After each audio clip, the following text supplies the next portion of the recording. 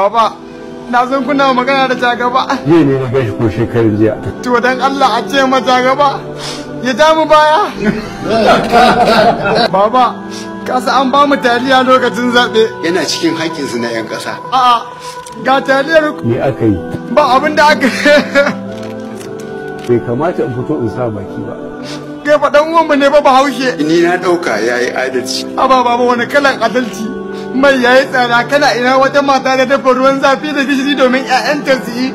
Saboda suna jin yawa haka suka ci suka mutu. Ana cewa biri ya yi kama da mutum. Wallahi baba, mun yi kewar mulkin ka. Na taɓa yin haka. Ina ba ka taɓa yi ba wallahi.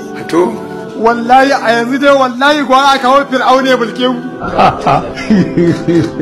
Ya dan Allah a nan gurin wanda ya samun waƙar shugaba na gari. Mai hana gare da tija albaharin talaka.